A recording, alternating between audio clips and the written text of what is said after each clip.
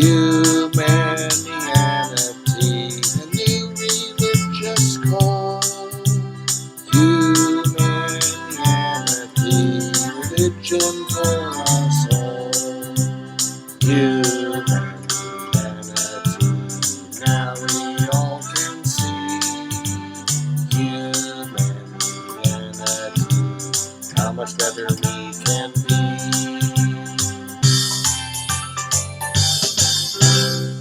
Hi, I'm Bill Van Fleet, and this is Humanianity Conversation number 96, recorded on January 13th, 2020.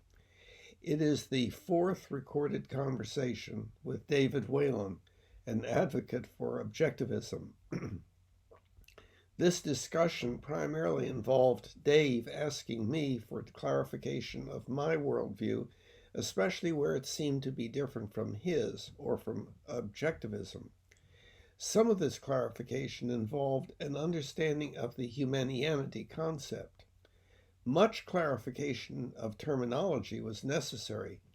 The goal remained that of working toward agreement, but always, of course, with openness to subsequent revision.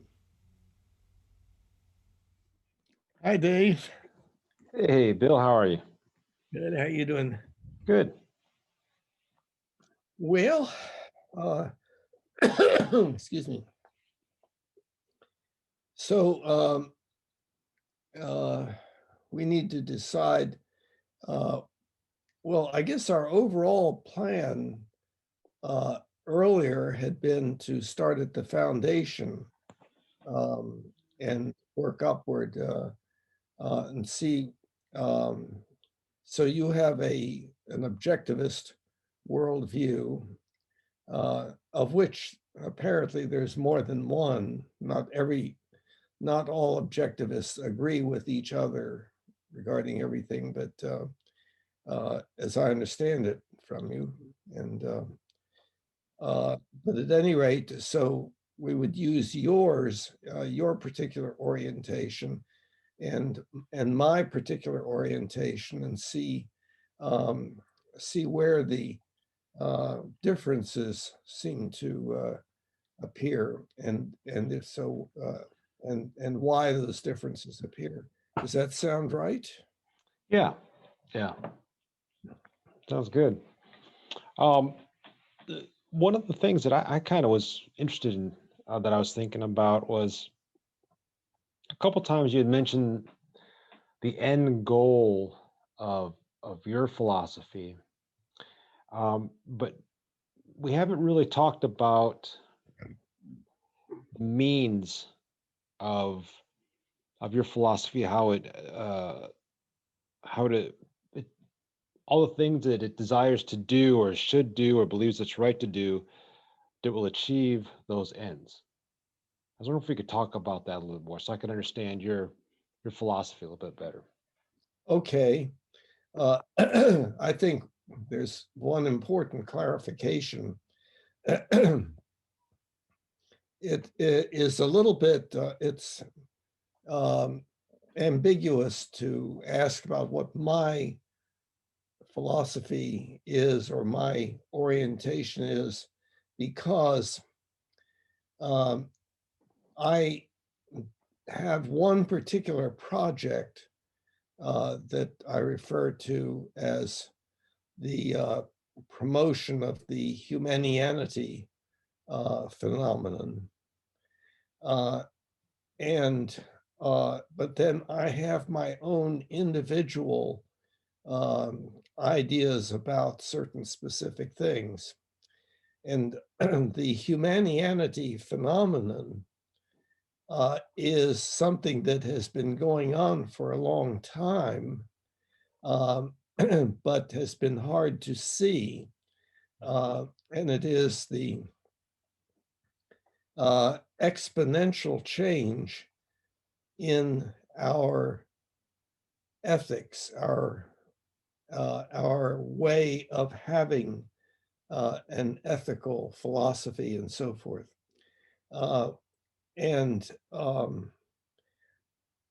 So that change is a change I'm advocating for. But then in addition, I personally have some beliefs about what is involved in that, which, however, somebody else who considers that the humanity concept is correct might disagree with. So,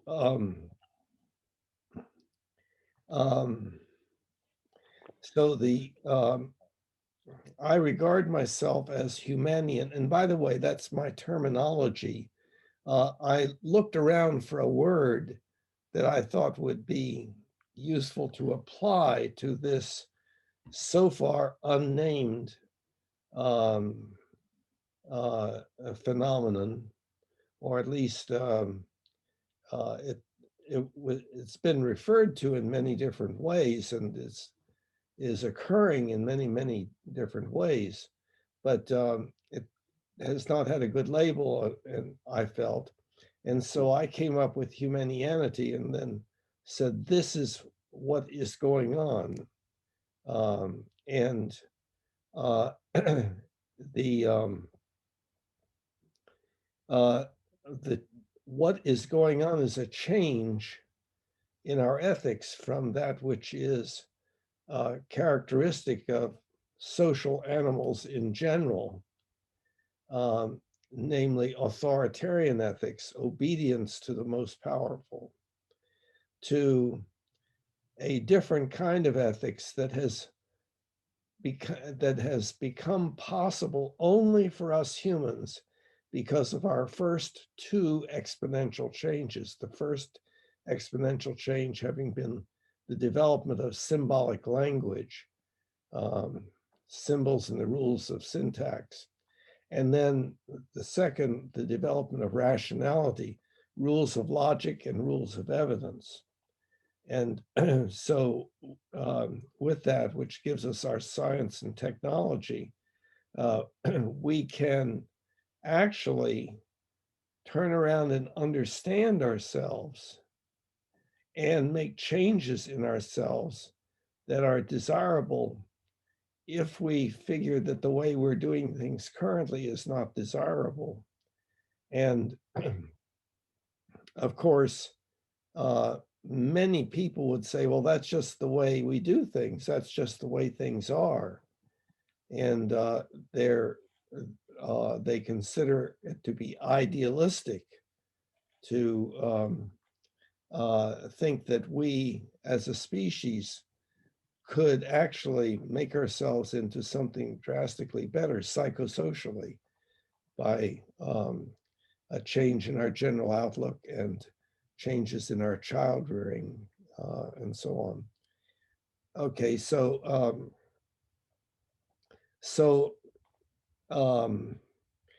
what that change is, a little more specifically, is a growing change of ethics from authoritarian ethics to rational ethics.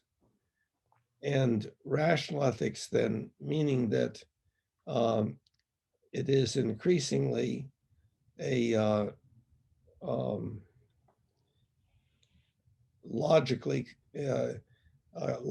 consistent elaboration of ethical principles and rules of conduct that are essentially consistent with an ultimate ethical principle that is just simply an agreed upon goal that we would have. And so that ultimate ethical principle, which makes the goal into what we should do, is we should do that which will promote not only the survival of our species, but also as much joy, contentment, and appreciation as possible, and as little pain, suffering, disability, and early death as possible for everyone now and in the future. And so that is not something imposed by the most powerful. It's an agreement. Hey, would that be something you would be interested in? we say to each other, getting rid of so much of this human-induced pain, suffering, disability, and early death, and having a much better life. And the idea being that yes, most people would agree with that as an ultimate ethical principle, but not everybody. And it would be arbitrary, the choice of it, but it would be because that's what we want. Okay, so a humanian like myself is just someone who uh, is committed to um, living in rational consistency with the ultimate ethical principle, um, and so on. So that, but then, well, how do you do that? What should, how do we bring that about? And there'd be many different ideas among different humanians, and um, so uh, so I have my ideas about it, and they're all on the Humanianity.com website. Um, so my philosophy, it depends on which you're talking about. Are you talking about Humanianity, or are you talking about what one Humanian believes are the answers um, most likely to the problems that we have? The problems being the horrible life we have on this planet by virtue of what we humans decide to do. And so uh, the uh, the idea is that we could start training ourselves to do drastically differently. Um, but as I say, many people would say, well, that's idealistic. So at any rate, that's the answer, I think, to your question. Yeah. Okay. Hmm.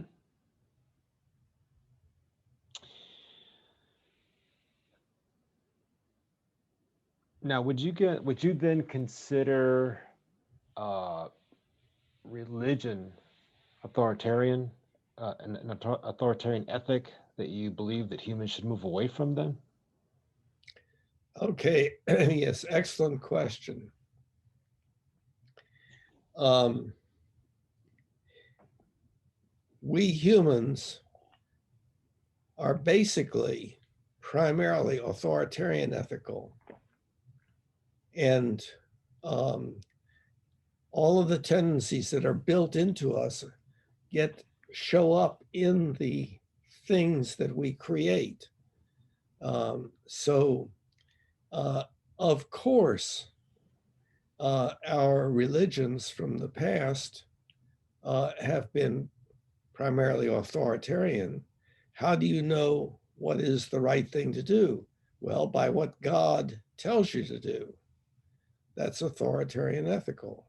However, not all religions um, advocate that. There are non-theistic religions, and there are inclusive religions that have theists and atheists in them. And so then the question is, well, what is religion?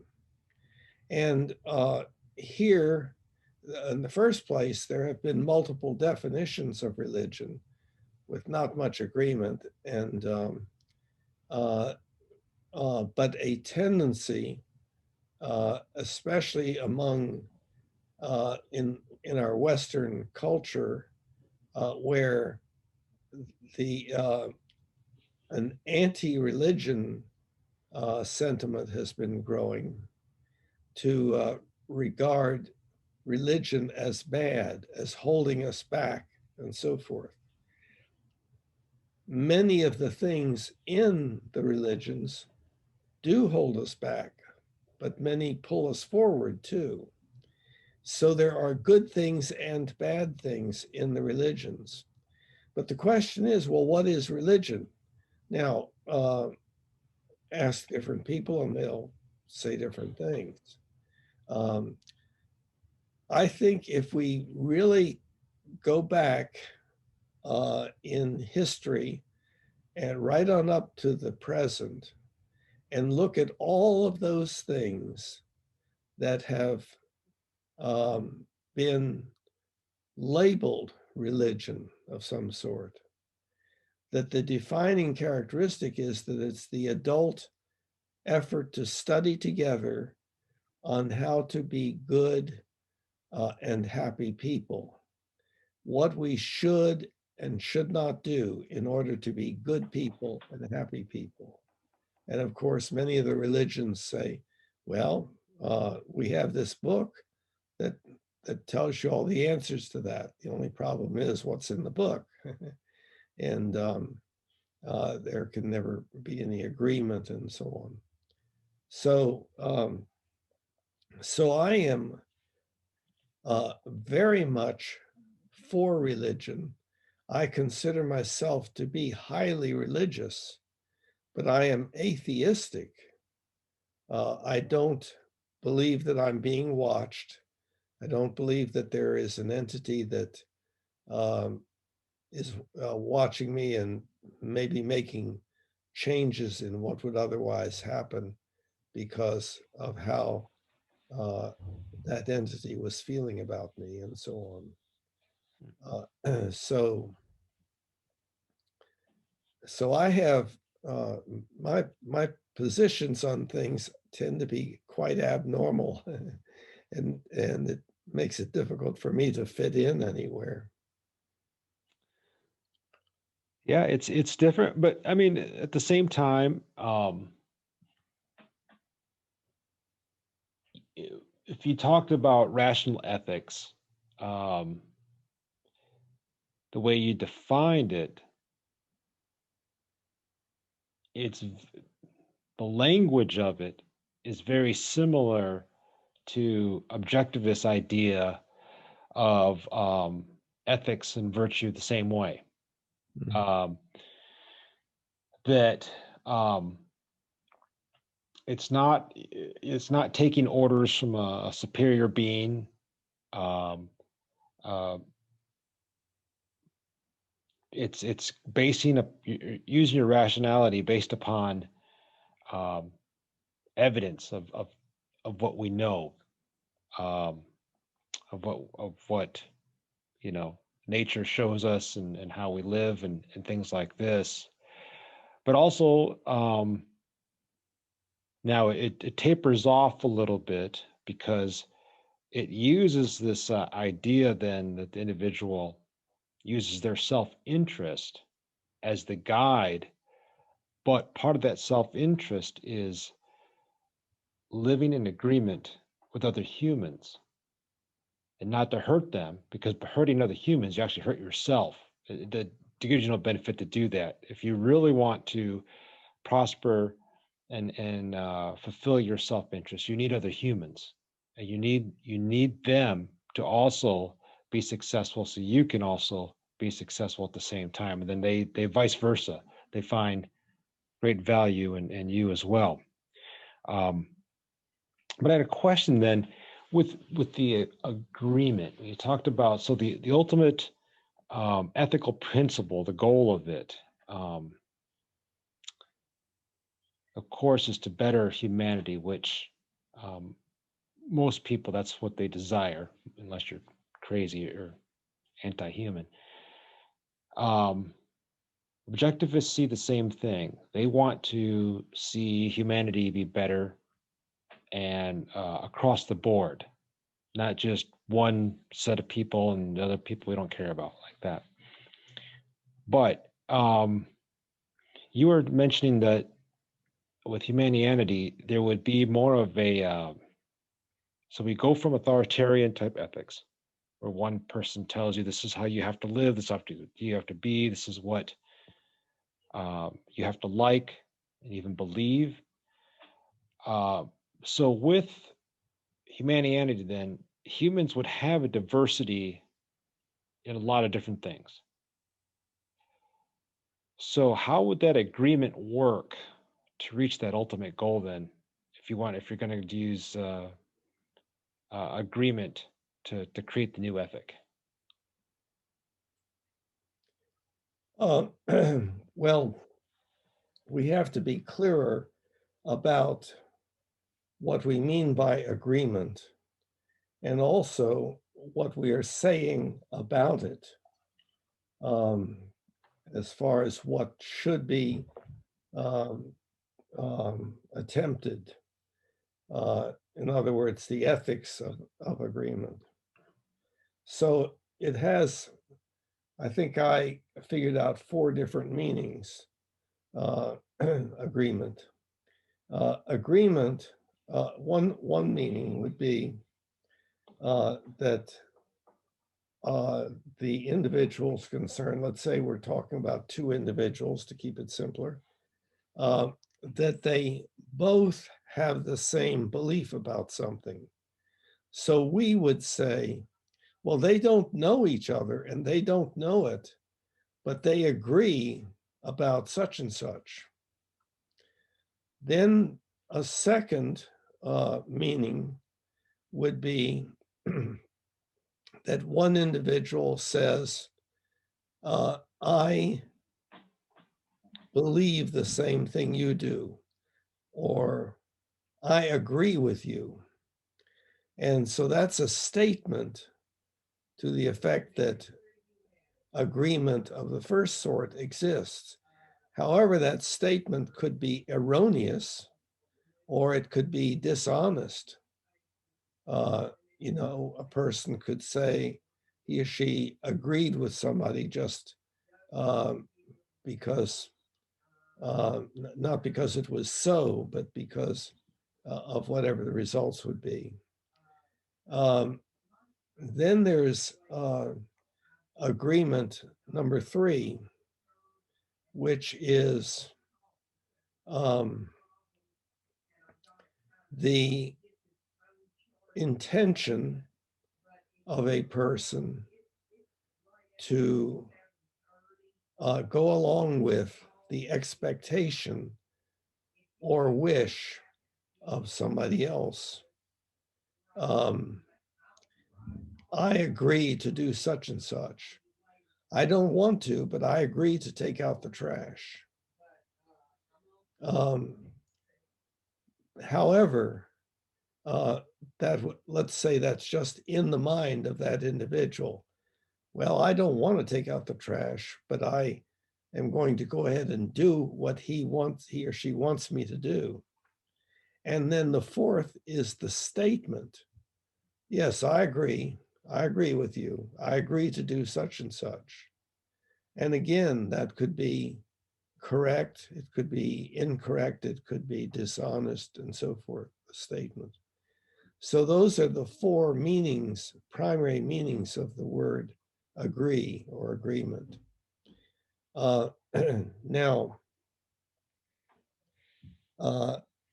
I never say that the answer to problem XYZ or all problems or whatever is for us to come to agreement. I say it is important for us all to work on coming to agreement, but always with the understanding that even if we came to agreement, we could question it later. And it's because the working toward agreement, well, it's more than one thing. If we were not able to agree on anything at all, we would die. We are, in almost all that we do, others have to do their part. And if nobody does his or her part, then we can't survive. So there has to be a certain amount of agreement.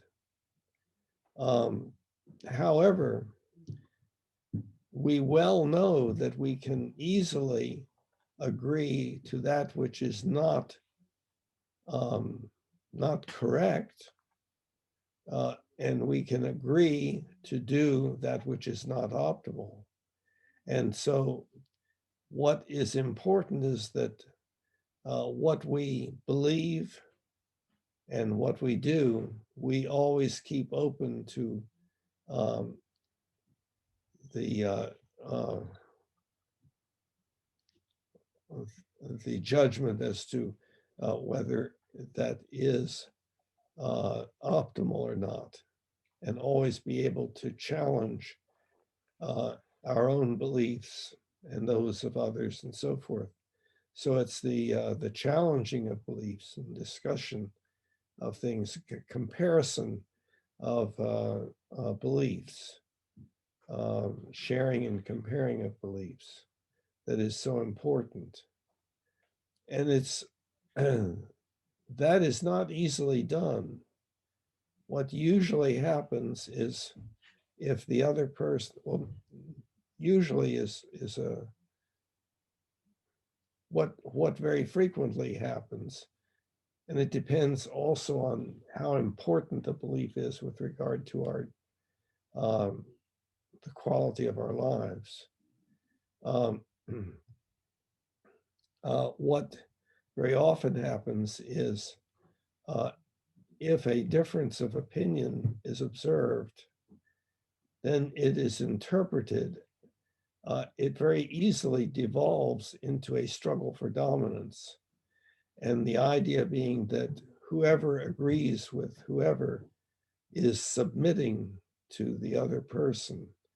And then that is something that we hominids do not like to do. And so we engage in struggles for dominance, and usually or very frequently anger arises and therefore hostile behavior.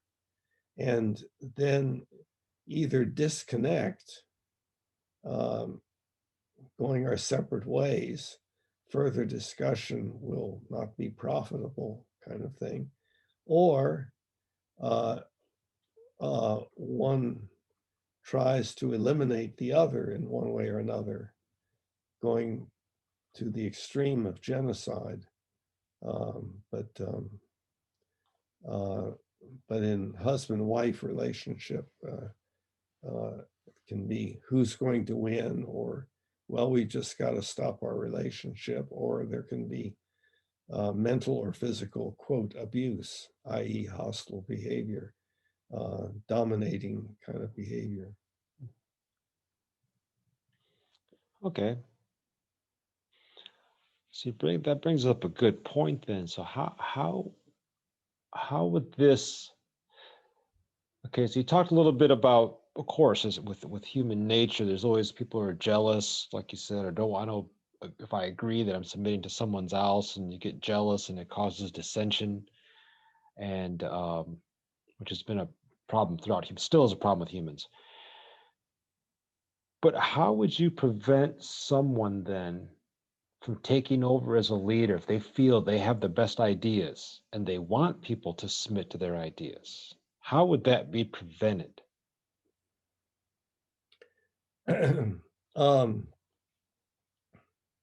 Well, if we're talking about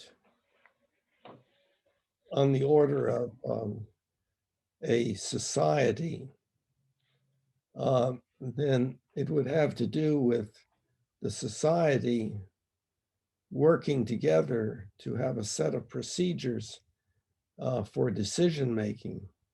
What you're asking about has a lot to do with, of course, the phenomenon that has been going on recently. And the question has been, well, which will determine the outcome, the rule of law or the rule of violence, and so on. And so what we have been doing has been following the rule of law. And we don't have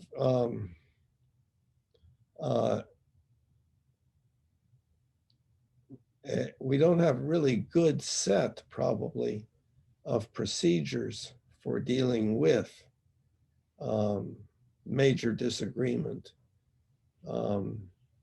and for dealing with the fact that we hominids very easily behave like chimpanzees. One we talked about how chimpanzees are tribalistic, and they'll sneak up on another tribe and attack and kill it and so on. And so we do the same thing, just in our own human way. And we're much more powerful, with our nuclear weapons and everything.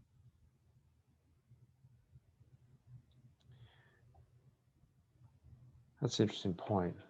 We start acting like chimpanzees. Do you think that is, if we were to talk about living by rational ethics, being rational people, do you think maybe that one of the problems that we have is that we tend to use our emotions more than our rationality, and make our decisions and our actions based upon our emotions rather than really thinking about the situation and thinking it through and thinking about the consequences? If I do this, what is going to happen? Or if our government does this, what is going to happen down the road? Or do you think that humans were easily more caught up in the emotion of something, and we don't think, like we just actually stop thinking? We actually just start acting like brute beasts, and we see someone getting attacked in the name of something, and someone gets caught up in the moment, and they just join in. I think a great example is Nazi Germany did that with everything they did. They played on the people's emotions. All the rallies, all the pomp they did, the dynamic speeches, and Adolf Hitler and the Nazis were able to really pump up the people emotionally to the point where you hear stories later of men in the Nazi party, even women, becoming alcoholics and drug addicts just to deal with what they were doing. They got caught up in the moment, but after they got to reflect on what they actually did and were doing, they went to alcohol and other things just to deal with it. Because when the rationality came back, they were like, this is not right. Do you think that then would be a cause for humans to act like chimps then? No, I have an entirely different way of looking at that. Okay. I think embedded in what you presented as being kind of the objectivist viewpoint was that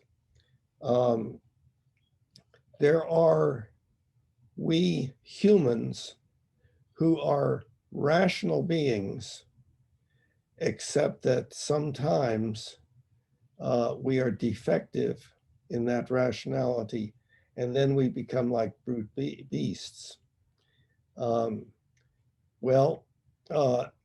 No, I think that instead what it is we are not rational by default. When we come into the world, there's no rationality. The child does whatever it feels like doing at the time and starts getting positive and negative reinforcement, learning what it should do or should not do instead of what it feels like doing. And first, I think it is helpful to have a basic idea of the determinants of behavior. And I wrote about that in a major chapter in book 1, determinants of behavior. And but it basically is that, of course, there are neurological things that we're born with and so on. But the basic important things that determine our behavior are our beliefs and our motivational states.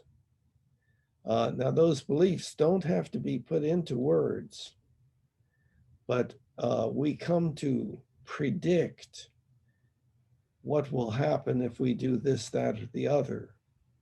And then if we want one of those things, then we are inclined to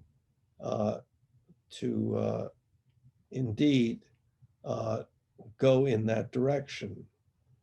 So,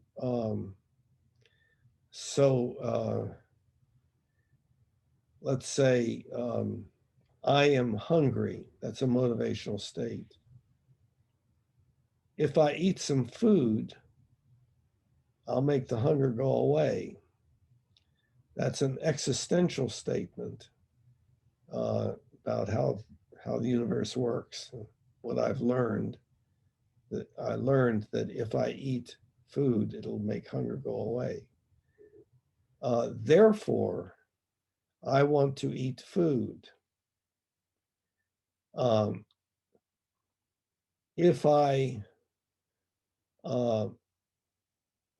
I intend to eat food, I will have to find it. Therefore, I need to find some food. If I look in the cupboard, I will find XYZ. Therefore, I should look in the cupboard. If I want to eat this can of stuff, I will have to open the can. Therefore, I want to open the can. Want is the word designating motivational state. So the other statements are beliefs. So you have beliefs alternating with motivational states, becoming more specific until it gets down to the point, if I take this fork with this stuff on it and put it in my mouth, I will experience a good feeling.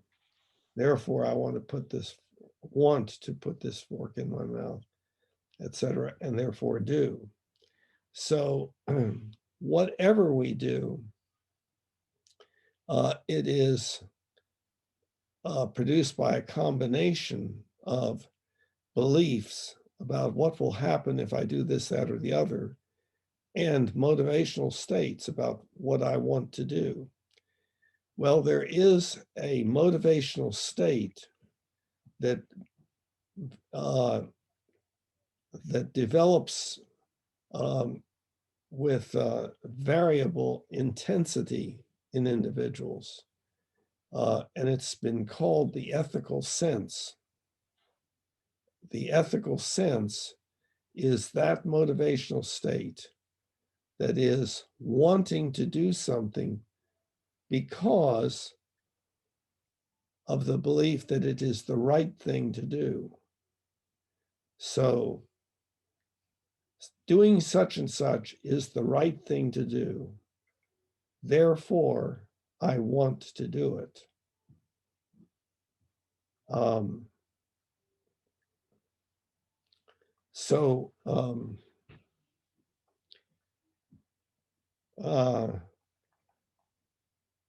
So what happens is we humans come out into the world as baby hominids, and we have all of the stuff in us that chimpanzees have and bonobos to varying degrees. And then the culture, the people surrounding that individual, at first just mother, but then other family members, and then wider and wider social networks and so are continually programming, giving positive and negative reinforcement, such that the person learns, okay, I want to do such and such, and that the imagining of doing such and such produces either a positive or negative feeling, depending upon positive and negative reinforcement. Let's say shame. Oh, but that makes me feel bad. I want this bad feeling of shame to go away. If I stop contemplating doing this thing, the shame will go away. And so the ethical sense becomes one of those many motivational states that are fluctuating in us from moment to moment. And so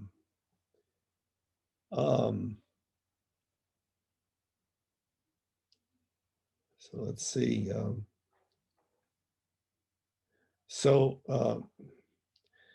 it's we humans still behave basically like chimpanzees all the time, no matter how rational we consider ourselves to be. We interact with each other in ways that can be very, very sophisticated. A chimpanzee might hit or something like that. We raise an eyebrow.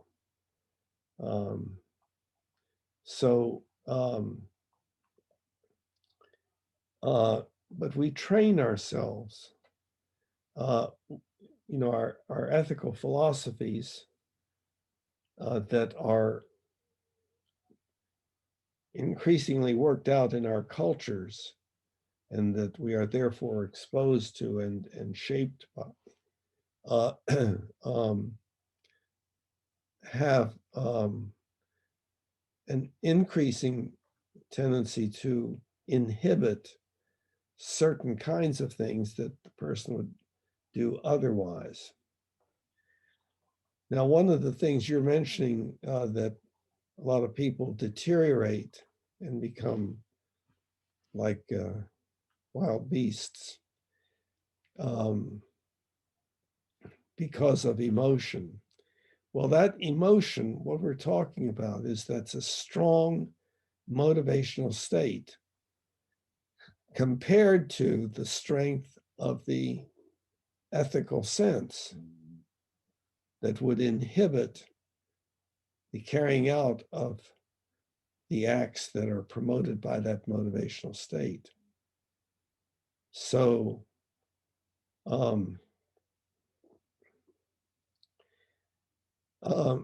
the problem is that most of us do not have a very strong ethics. And people speak about the ethical sense, not directly, but for instance, you could ask somebody, well, do you think what you did was wrong? And a person might say, oh yeah, it was wrong. Well, does that bother you? Well, no, not much. I mean, we all do wrong all the time. I mean, we can't get hung up on living our lives according to shoulds and so forth. Okay, another person, well, have you considered doing such and such? Well, no, of course not. Why? Well, because I think it's wrong. And if it's wrong, I can't do it. Okay, that would be a person speaking with a strong ethical sense. And of course, the ethical sense the strength of it might vary depending upon what area of behavior one is talking about. Okay, so with the ethical sense then, I understand what you're saying on that, but then how does someone, let's say a country then, under this type of idea, how how would they create their laws? How would who would decide then this is the right ethic, this is these are the right laws that will create the right ethic in our country? How would that be done? Who would determine that? Well, it depends on the it depends upon the that particular culture. If that particular culture is a monarchy or dictatorship, then it would be primarily what is dictated by that person or the people at the top. But if it's going in the other direction, democracy, then it would be that there would be procedures to make sure that all issues were considered, like people would speak for and against such and such, and then a vote would be taken. And that's not necessarily the best, the very best procedure.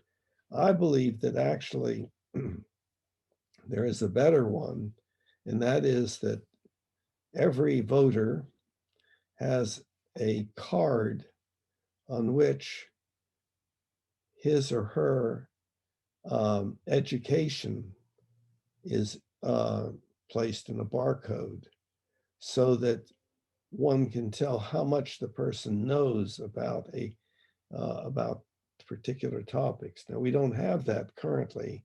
We don't have a mechanism for doing it. But what that would mean would be that depending upon what the person was best educated in, or what the person's educational profile was, that would weight the vote of that individual. But we're nowhere near doing something like that. But that would be an example. You're saying, how would a country do that? Well, it would have to arrive at the decision to do things in that way after hearing all the pros and cons and so on. And then there would be a decision-making procedure, which, of course, prior to the weighting of votes, probably would indeed be one person, one vote. But then there would be the issue of should everybody vote on everything? If you are going to have very complicated neurosurgery, do you want, and complicated decisions have to be made, do you want that made by group vote of all of the hospital staff?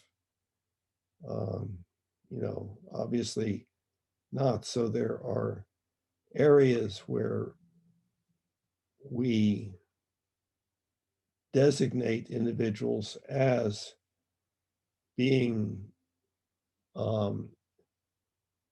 the individuals to make certain decisions, leaving others out. And we tend to call them authorities, but that's different than authoritarian. Well, is that the difference? Is that because the people had agreed that that we want to put these people in charge to represent our ethic that we all believe in already? Is that why it wouldn't be authoritarian? I could not follow. So, like you said, these would be authorities who would make the ethical decisions instead of having to wait for a vote and everything. Uh-huh. But that wouldn't, you said that wouldn't be authoritarian. Right. And what I'm stating is that because the reason why that wouldn't be authoritarian is because the people in authority are merely representing the ethics that the people have agreed upon already. Oh, yeah, we would be making the assumption that, okay, in the hospital, the idea that the surgeon would make surgical decisions has already been agreed upon within the culture, that that's the way that should be. Okay. So then on the personal level with ethics, how do you determine if something is actually right or wrong? Let's say that people agree, of course, that, let's say, murdering someone, that culture says that we agree upon, we vote on upon, we can't murder our other people. That's wrong. But what about ethical choices in, let's say, helping the poor? Would there be would that be, in ethical sense, an actual right or wrong, or just a personal choice if someone wants to do that or not? Well, all of the ethics are personal choice, or choice, just what one wants to do, but why they want to do it being that they are following an ethical principle and that they want to follow their ethical principles. So people can have, so then people can have then different ethical principles, and if they did different ethical principles, would you say that a person is a bad person, or he should be outlawed because his ethical principles maybe don't agree with someone who has a different set of ethical principles? Well, for a person to be outlawed, that would be the operation of the law, and that's a procedure within a culture or society that is the practical application of the most generally held philosophical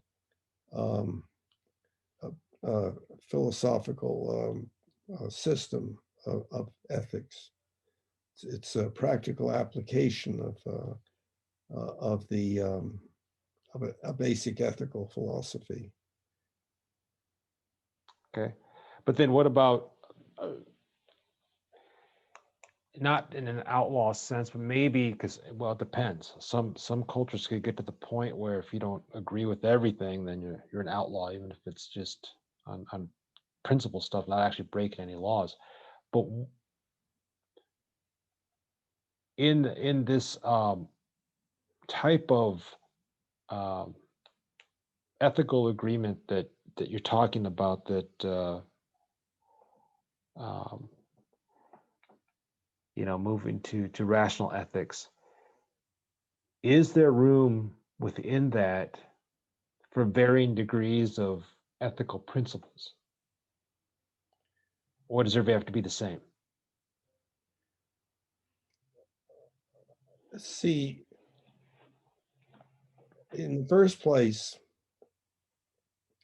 an ethical principle or an ethical rule of conduct is just an alarm mechanism where, when you're contemplating doing something,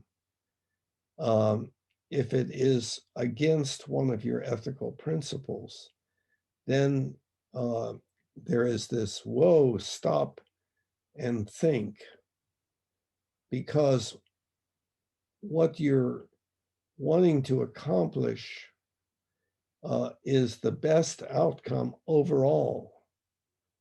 And there are circumstances under which the adherence to an ethical principle might lead to less than optimal circumstance. If you were hiding a Jew in your home and the Gestapo came to the door and said, "We're looking for a particular Jew, then you might say, well, I haven't seen him, which would be dishonest. That would be against the ethical principle that one should always be honest. But it might still be the right thing to do because of the total set of predictable consequences of engaging in the act. So all that our ethical principles and rules of conduct do are help us to increase the probability of having outcomes that we are pleased with. Okay. All right. Now, so do you think that with this phenomenon that's taking place, do you see that, how we talk about individual cultures, and individual cultures have their own ethical principles and their own ways of doing things? Do you see this phenomenon spreading to where you have just a one global country with one ethical principles that everyone agrees on? Or do you see we continue to stay as individual nations and with different ideas and different principles of ethics?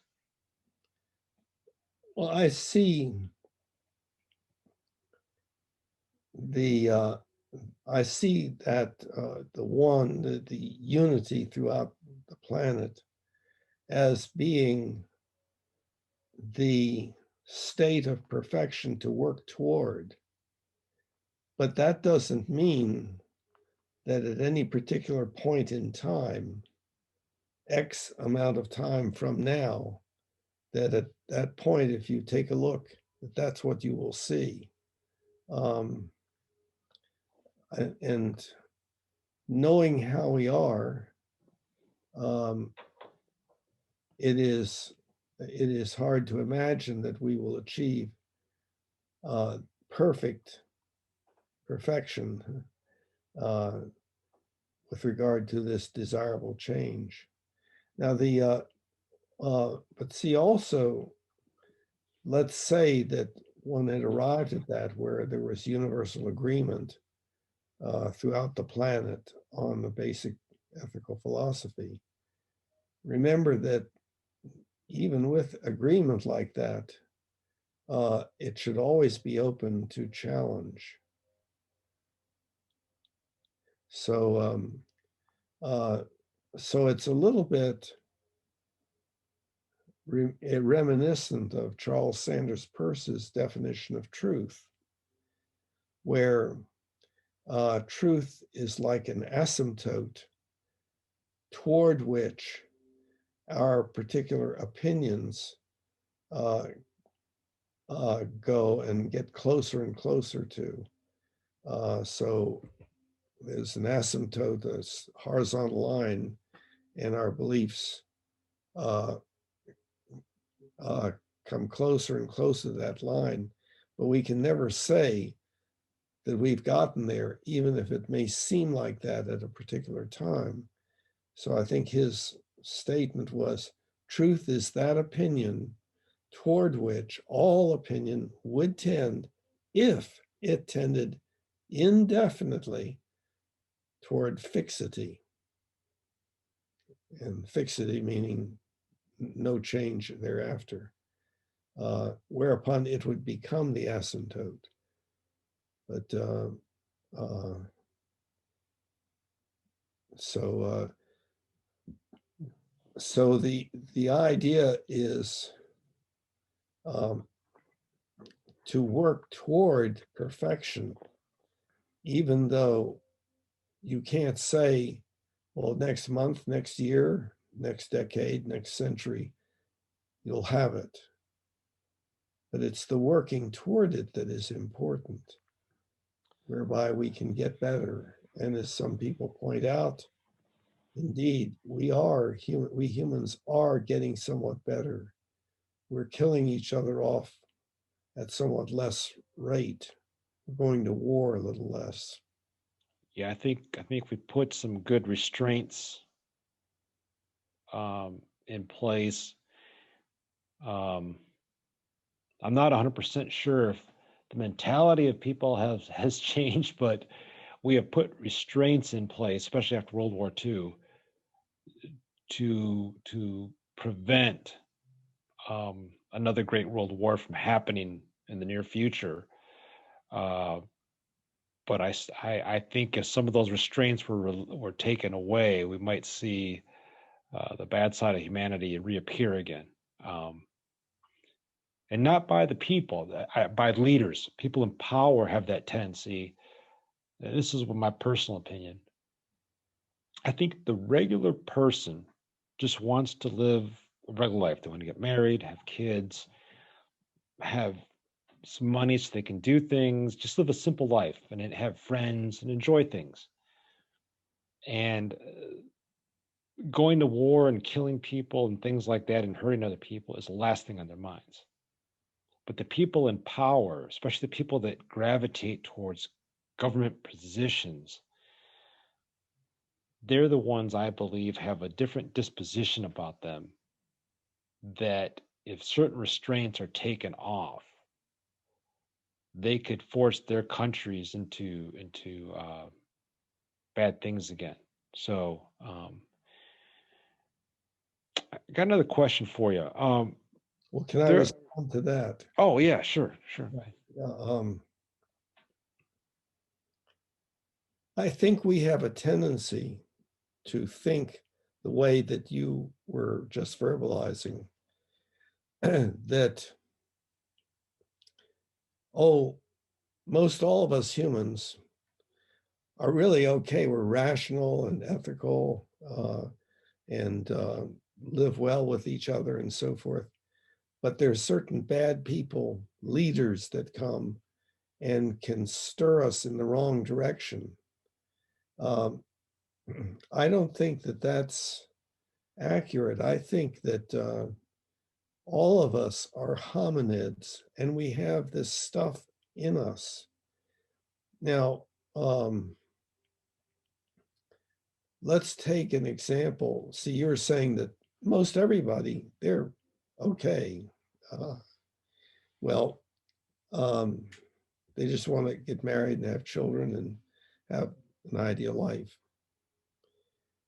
Okay, I don't have any current statistics, and current statistics would probably not reflect the same thing. But 2 or 3 decades ago, the only about half of marriages did not end in divorce. In other words, here are two people wanting to get along with each other and loving each other and so forth. But after a while, they can't stand each other and they have to leave. And of course, some of that process can even be ones where somebody is physically hurt or dies. And then the next marriage, I believe, has even less of a survival chance. And so what that tells me, and also there are many marriages that do survive, but the quality of life of those people in that relationship is very poor. And so we individually are behaving like chimpanzees, not like completely rational humans that have a well thought out basic ethical philosophy that is optimal.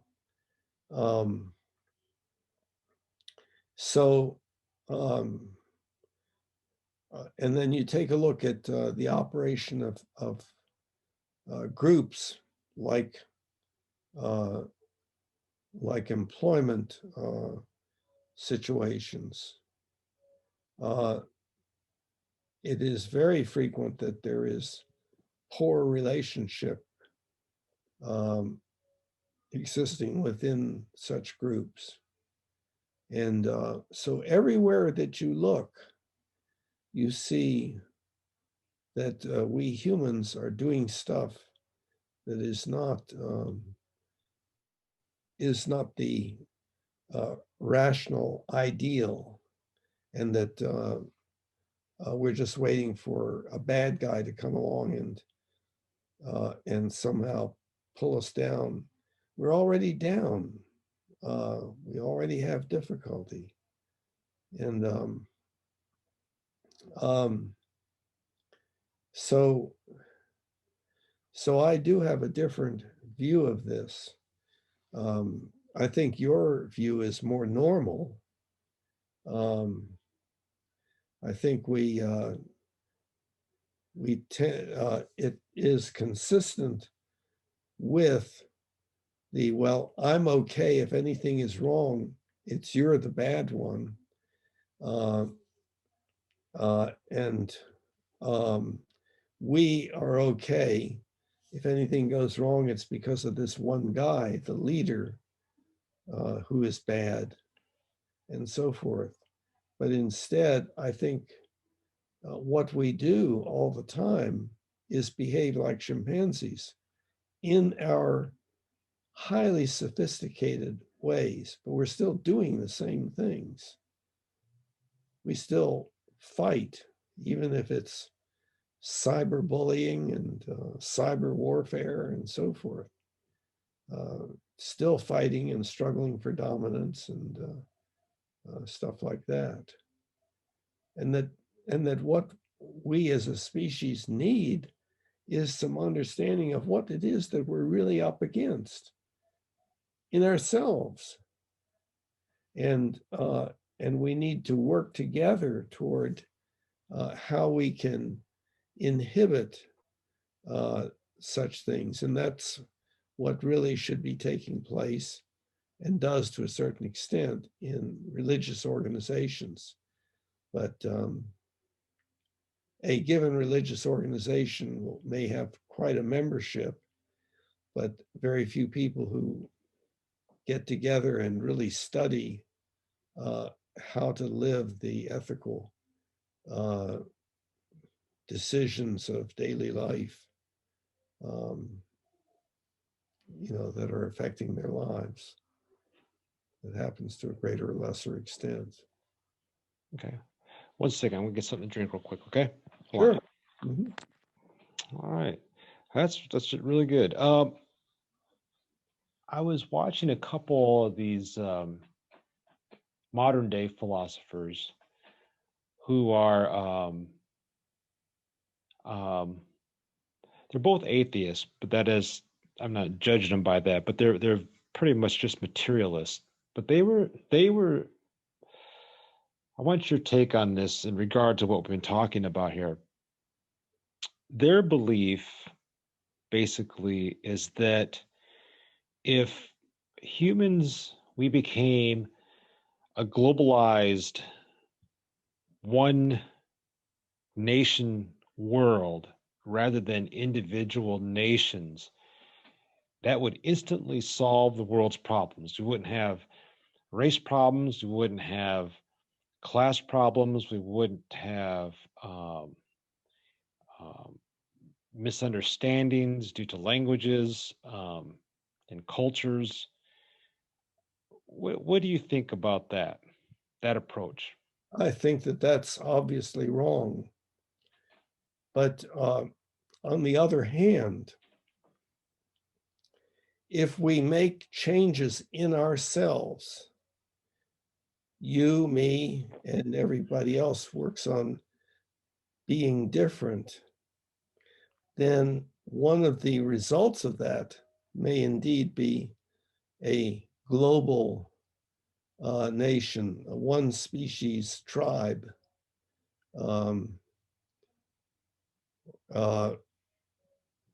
One tribe species, I guess I should have said, that, but as long as we have built into us and don't do something about our tendencies to fight and struggle for dominance, we're going to be divided up into groups of some sort or another. That's what racism is. So do you think to achieve the personal ethical principles and to be more rational, that humans require more freedom or more restriction in order to achieve that?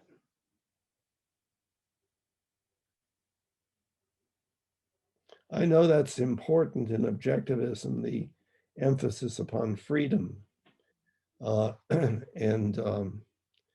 that we should not be stopped from doing anything unless it somehow has a bad effect on somebody else.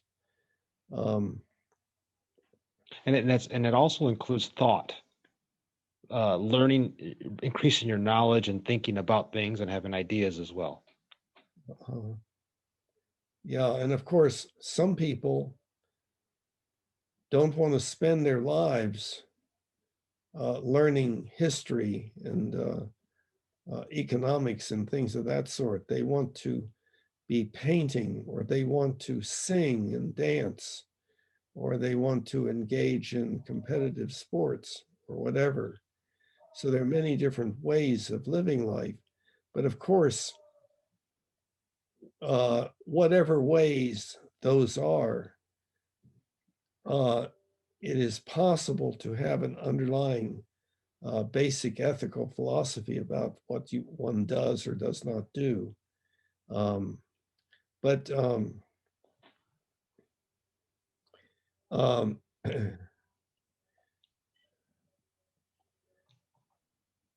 I'm not sure, it's not necessarily clear in my mind what freedom is. I know that one of the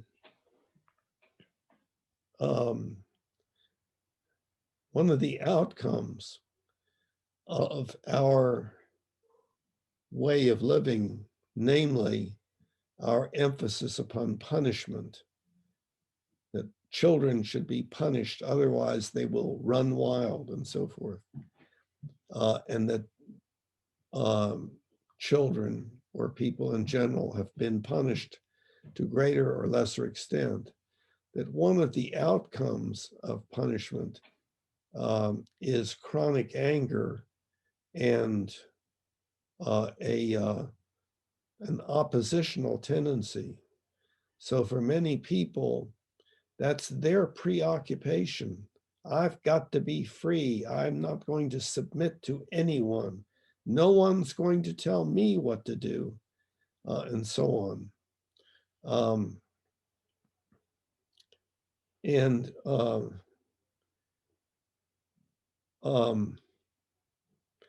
Let me see, the thought got away from me. Well, I guess it'll come back. So we're talking about freedom. Oh, yeah, the other thought was, when we were living in small groups on the Serengeti,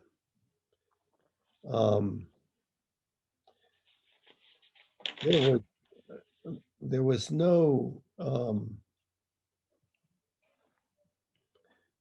there was very, I'm assuming, I wasn't there, but I'm assuming that what was so important was integration into the culture.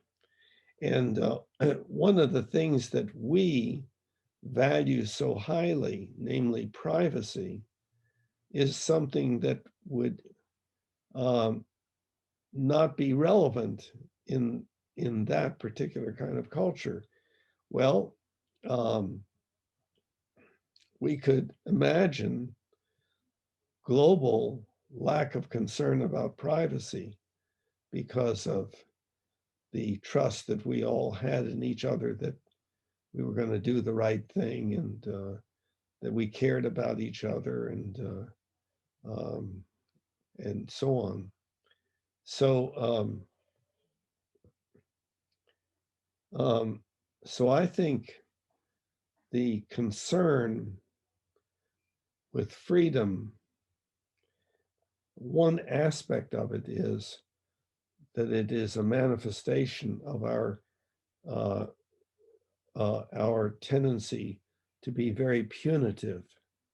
And so children growing up begin to look forward to the day when they are out from under their parents, when they can do what they want without having to have parental approval and so on. So then when, but see, it's a complex concept because one could say that, let's say that there was a society that was purely based upon the social contract where everybody worked together and developed procedures for everybody, by everybody, for everybody.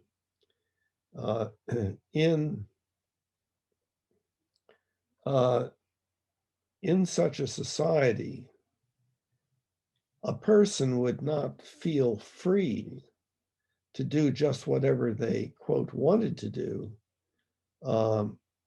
There could indeed be things that they would want to do, which, however, they felt was not consistent with the understandings and expectations of the group. And so I think freedom is a complex concept, and maybe could have different questions about it that would have different answers depending upon what kind of freedom we were talking about. Well, I think you kind of touched on a little bit that the freedom I have in mind is where people are free to pursue their interests and what makes them happy. So like someone wants to pursue history, the reading of it, they should be able to do that. There should be no restrictions on that. Like I said, someone wants to be a ballerina, someone wants to pursue classical music, be a violinist. They have a knack for that. They love that, or the sciences, because I think that's where when humans pursue what makes them happy, then that's when they grow. And when they grow, I think that's when they start to become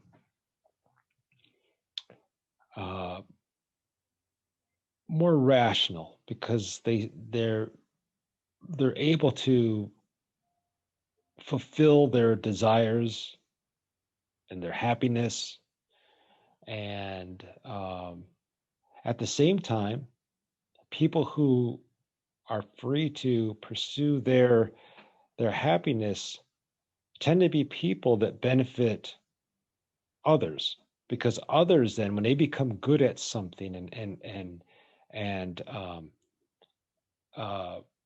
they create things or they do things, what they do is becomes so good that other people then can either like say the guy becomes a history major, he gets his PhD in history, he can teach it. Now students learn from him. He writes books on history.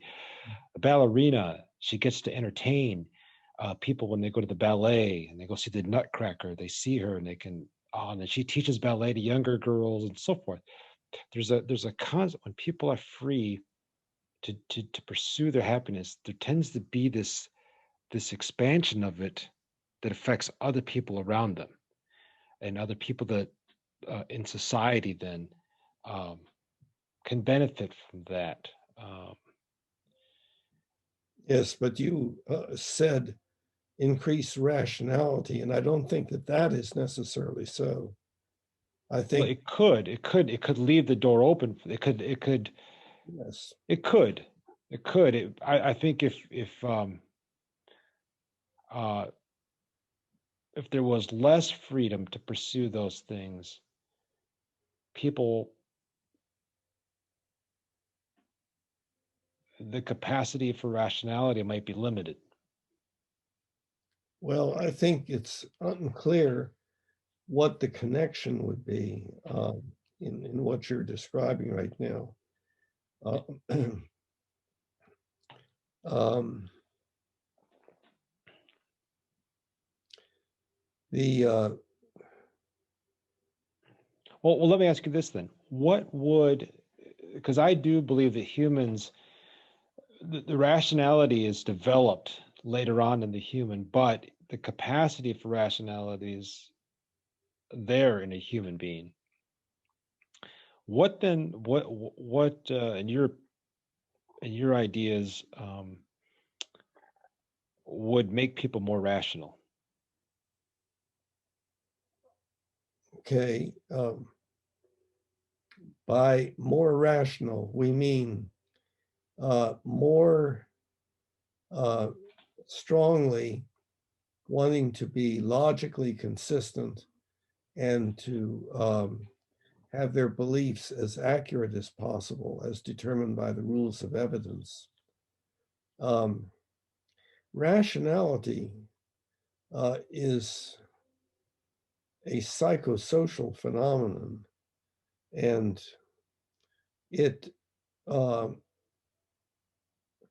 it is an exponential change, and almost like an emergent that could only occur after we got really good at using language. After all, um, logical consistency is the consistency of sentences. And then the rules of evidence are the rules by which we evaluate observations and findings, such as to reduce the possibility of achieving incorrect beliefs on the basis of misinterpretation of experience, like superstition. Right. Right there is exactly what objectivists believe, but objectivists believe that every human has the ability to choose to do that if they wanted to take action towards um, logic and using the evidence to confirm and evaluate, make value judgments on their ideas and things.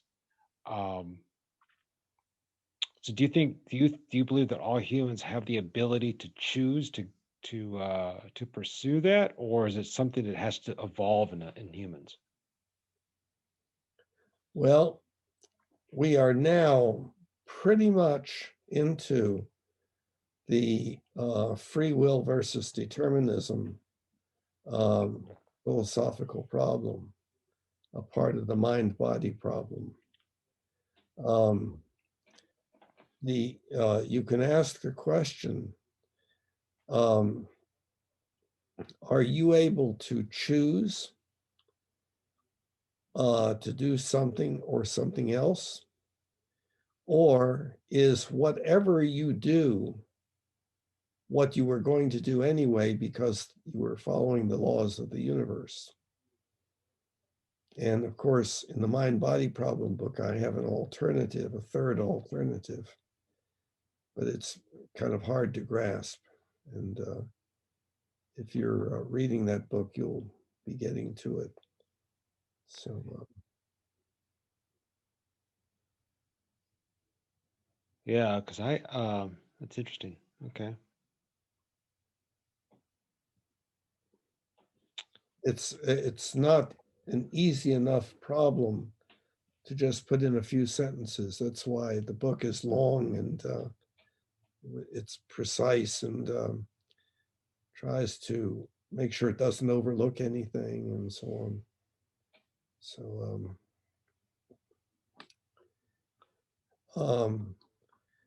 let's see, but there may be more to the answer.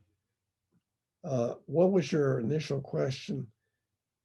Well, it was what you were saying about rationality, what it was, using logic and evidence, making your judgment upon the logic you're using to make sure that it's right, so you can reduce error.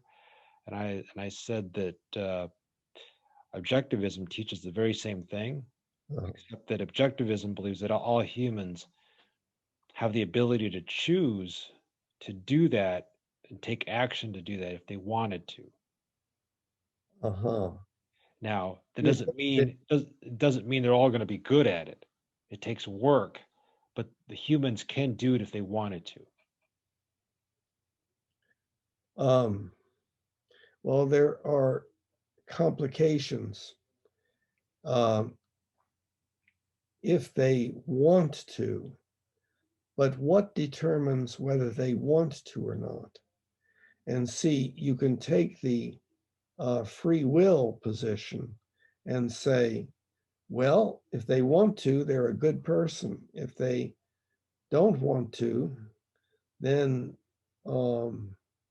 they just have to take what they get. But that anybody can be rational, and I don't think that that's really an optimal way of looking at things, because I think that people with mental retardation I don't think they're going to be confronted with. No, I'm not talking about all the hypothetical or the small percentages. I'm talking about the normal human being, the person who doesn't have the mental defects. Well, but He's not psychotic. He's I understand. okay, because you can get into the what ifs and the person who's schizophrenic and stuff. Okay, we know that they have issues that they can't overcome, that they can't do this. What I'm not about talking about those people. I'm talking about regular.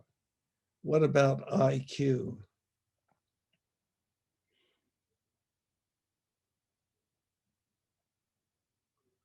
Well, are we talking retarded, or are we talking just different levels of IQ, but you're still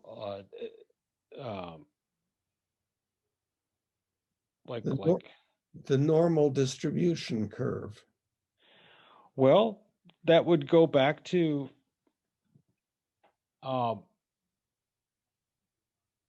you could probably have people now. I think the normal person wouldn't think of the words rationality, and I use logic and use evidence unless they're taught that. But at the same time, when we go back to your ethical sense, even with the ethical sense, if you look at the IQ curve, it's going to be it's going to vary in different degrees, probably on certain things. The ethical sense will vary according to IQ. It could, depending on how well they grasp things, because it depends.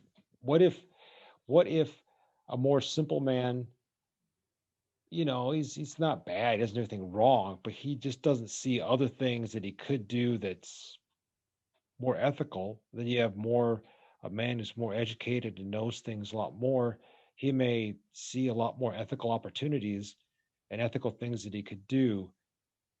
And that goes back to, that's what I was trying to get at before earlier with you, is that with Humanianity, when we get to the ideal, when we get to the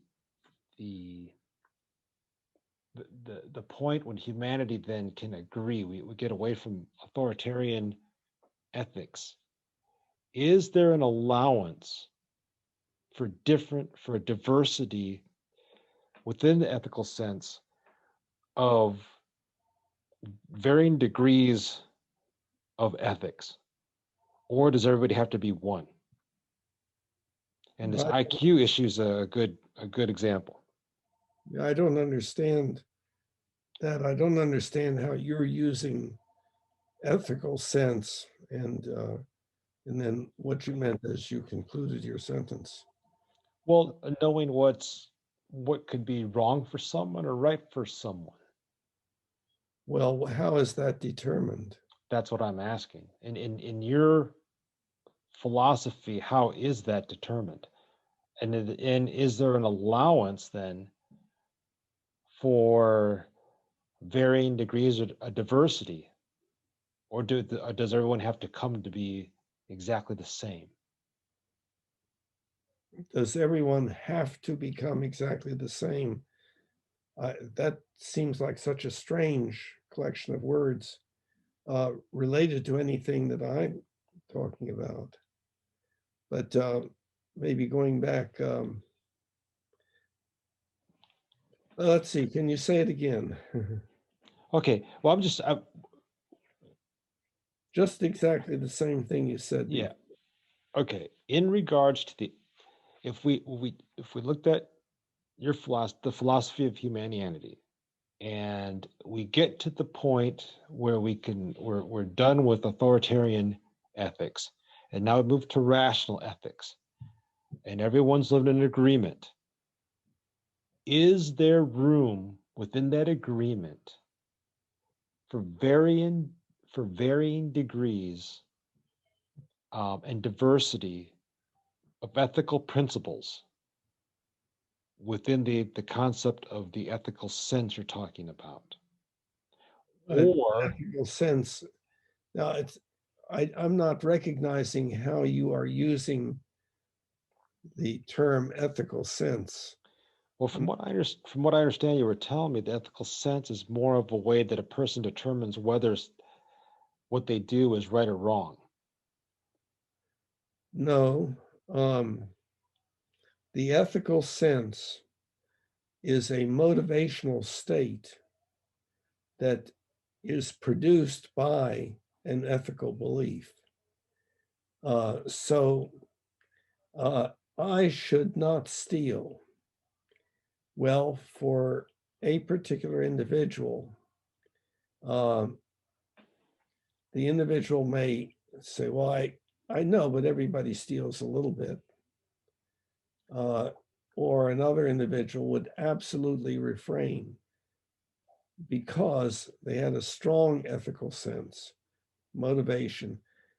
Because I want to not steal. Right. So No, because I believe that I should not steal. I want to not steal. I want to not steal. That's the ethical sense. right. So that's what okay, so right. So the motivational state produces that. So that's my question then. The examples you just gave, Uh-huh. if we get to, we get to the ideal of of humanity's philosophy, even when it gets to the ideal point in humanity, is it still okay to have varying degrees of motivational states and differences in within like the ethical sense? For example, of like what you just gave different examples how different people might think about stealing a little differently, or even the motivations of why they shouldn't or should not steal. um would that be allowed, or does humanity believe that one day humanity will evolve to where we all think the same way, where there wouldn't be any differences and differences would not be tolerated? See, humanity does not believe anything. It's not a living organism. Um, and um, and it doesn't have beliefs. Well, you know what? Okay, I'm using the idea of when I use the word beliefs, the you could use a different word, the teachings. And I'm not saying there's a teacher who's teaching it. I'm saying the teachings of that philosophy. Okay, that's, you can use the word beliefs. Like you say, what are the beliefs of objectivism? What's the Yeah, beliefs of the Republican Party, for example? Okay, I'm using it in that sense. yeah, okay. That gets back to at the very beginning, I pointed out that uh, all humanity is a phenomenon that a person has put a label on. That phenomenon is a change going on in the ethics of our species. Right. So that phenomenon, that's what I'm getting at. That phenomenon, do you think that even when as the phenomenon takes place, that even it gets as it goes on, do you believe that humans will continue to have their own individual ideas and differences with ethics, even if they can agree with, let's say they get to a social contract and they agree overall on things, but they will still have their own individual ideas of what they feel they should do or what's right or what's wrong, and different varying degrees of that? Or do you think the phenomena will take place to where all humans will come to a point that they will all believe the same? Well, in no way could I imagine that that would happen. Uh, Again, we get to the idea of there being an ideal that we can work toward, but we're way down. Um, I have described our species as being just a toddler as far as ethics is concerned. And so there's a lot of growing up. And of course, uh, for the foreseeable future, uh, uh, it's just the nature of existence uh, that we don't all have the same ideas about things. And so there's going to be differences in beliefs and differences in uh, the ethics, um, well, difference in ethical beliefs and also ethical sense related to those beliefs. Um, but but there's it's sort of the nature of reality that we're exposed to different kinds of things in our lives that are programming us differently. And so there's always going to be disagreement. The problem is, the question is, what do we do when there is disagreement? Uh, do we abandon or fight, or do we uh, sit around the conference table and work on those differences? Right. Do you think those differences could be resolved using the rational process of logic and evidence? Or should it be upon just whatever anybody wants to believe is right? Well, there's a third alternative. Um,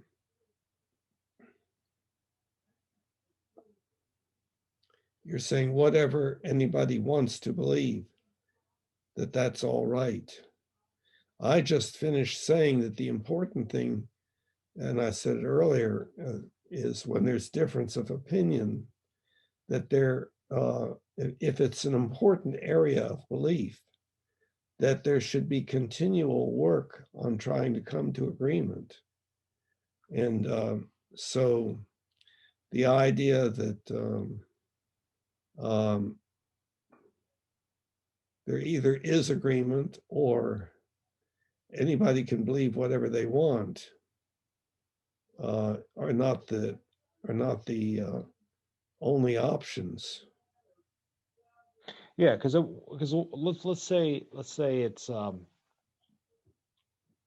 say there's one person who is rational, and they've used logical steps, and based upon the evidence, this is right. But two other people just they have a different belief there's no evidence to back up their belief, but they say no, this is the ethical thing to do. And that the one person by himself says, no, no, I've worked this all out. Look, here's the evidence. And those two say, no, well, there's two of us, there's only one of you. So majority rules. How is that right that the majority would rule, or do you think it still has to be based upon logic and evidence to come to the agreement? I think a high level ethical principle um, that is important for us to increasingly have, but do not have currently, is that our beliefs should be as accurate as possible. And as accurate would be as evaluated by using the rules of logic and the rules of evidence in looking at the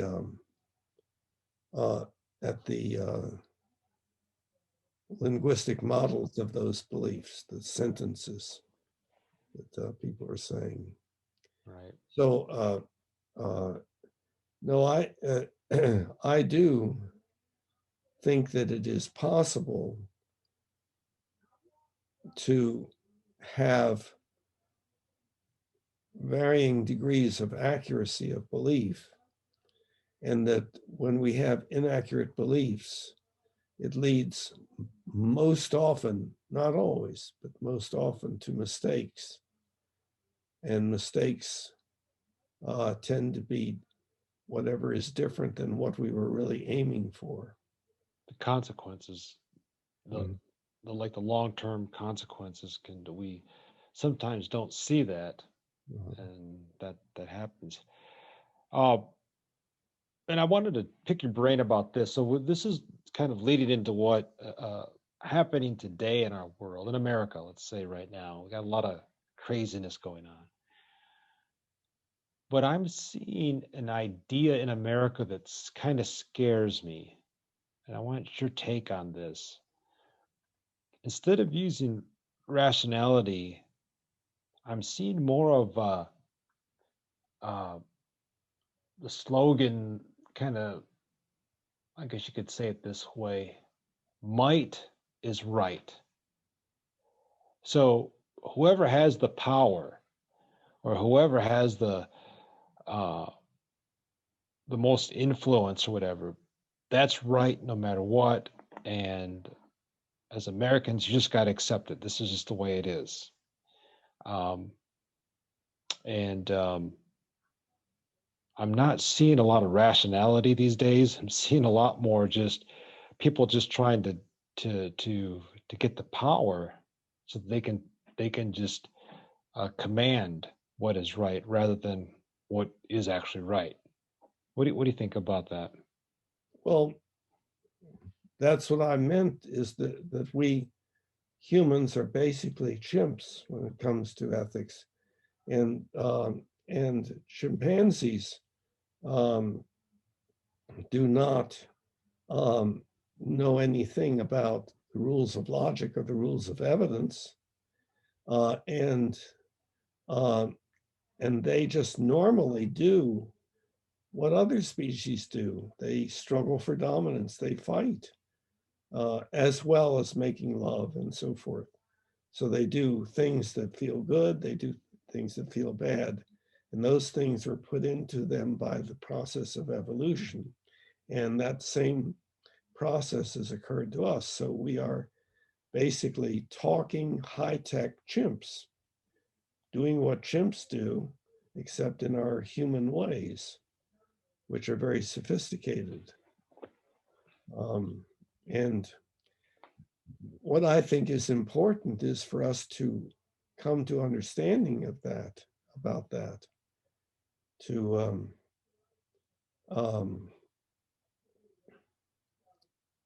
I think we need to have an accurate understanding of ourselves and what we are dealing with, and then how to go about making it better rather than just living with it. Yeah, that's a good point. Now, there's a lot with that that I agree with, um, and we may have little differences on how it is executed. But how do you think this rationality and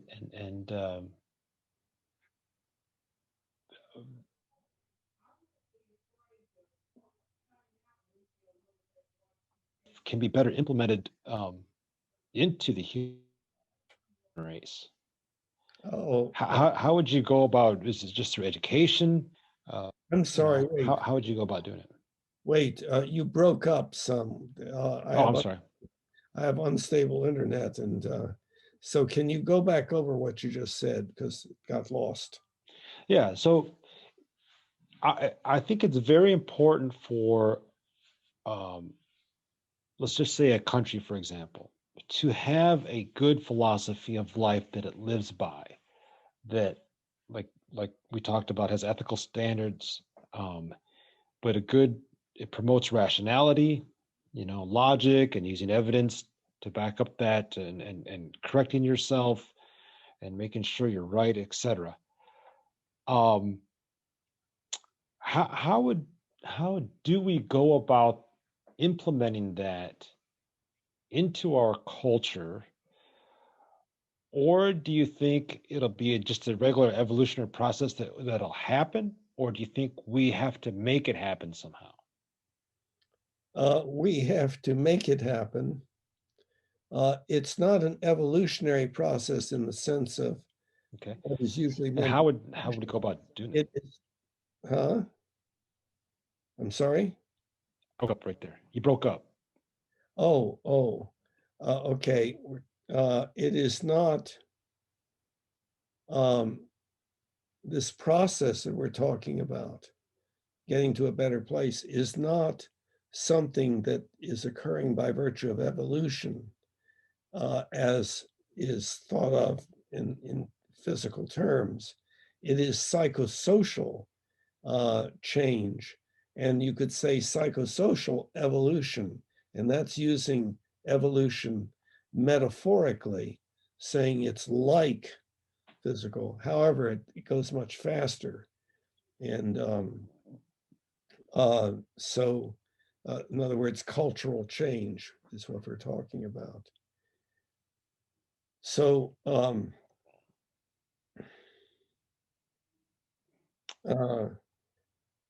what was your original question? Well, how can we make that happen? I mean, how do we implement that into our society?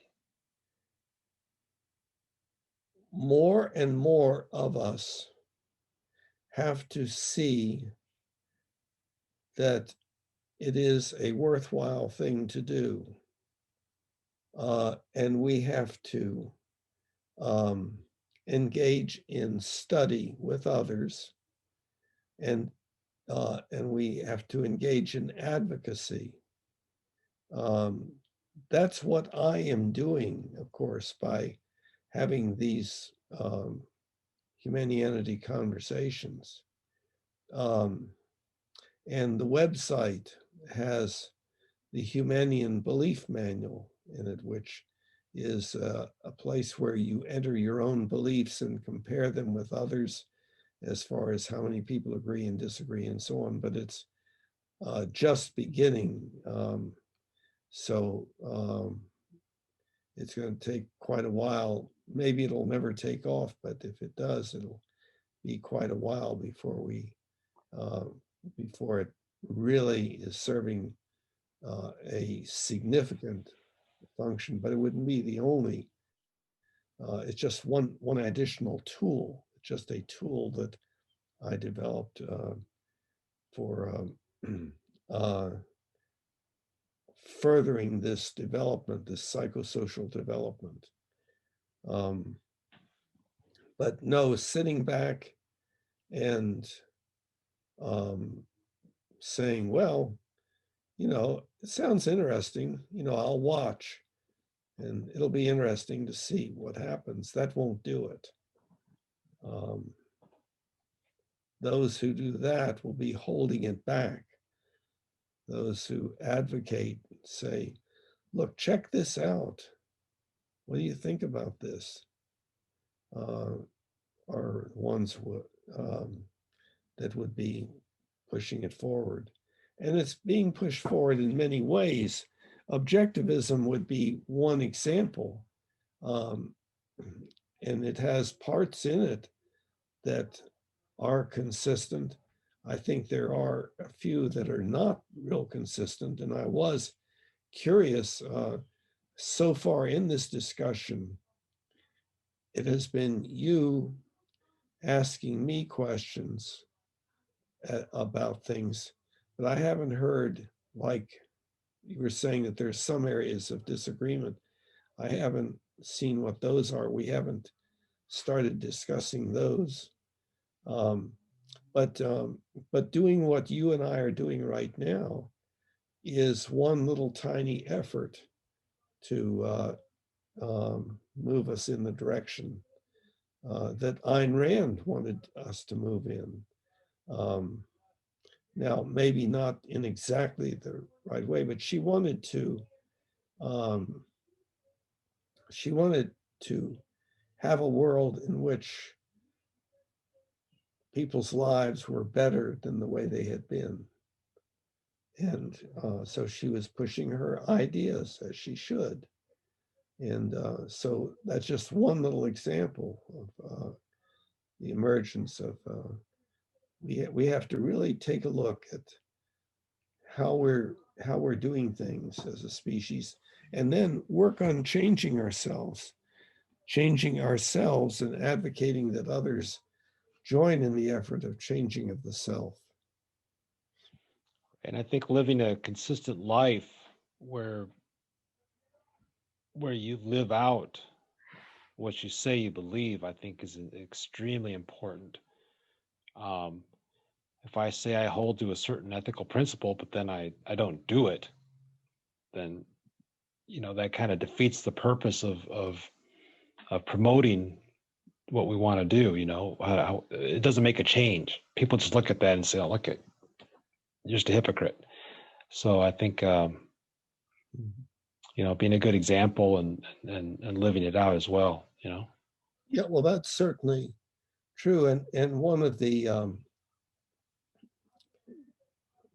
important aspects of religion is the working together on what is the right way to live, where one is contributing one's ideas and one is therefore saying what he or she stands up for.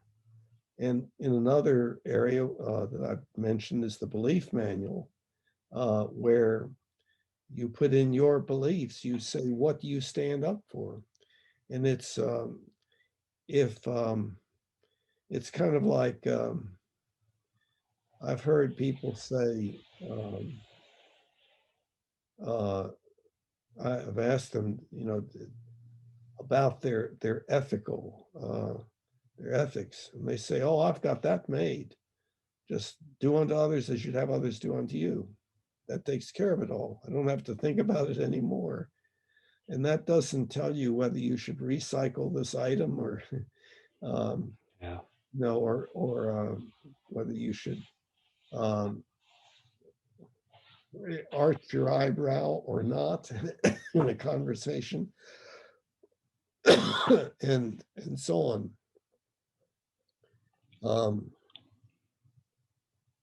So again, what I'm saying is that for the most part, we humans we have the ethics still of the chimp, in quotes.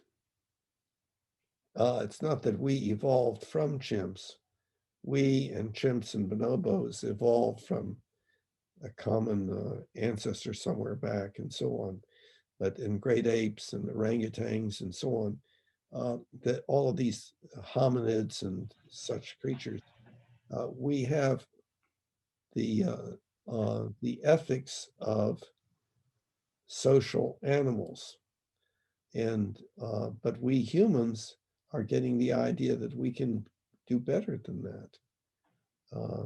And that's only because of our language and our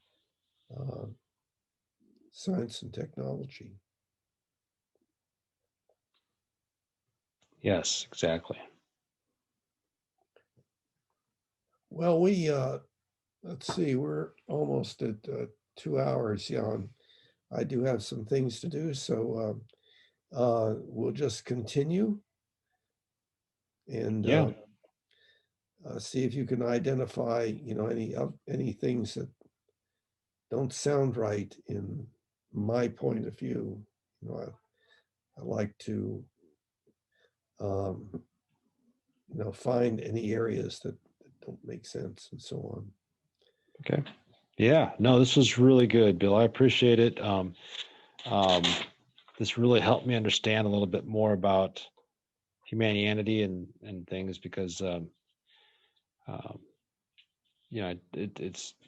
it's good to get a general understanding of the a good overview of it, so I kind of understand where you're coming from on some things and everything like that. So it makes for better discussion, Yeah.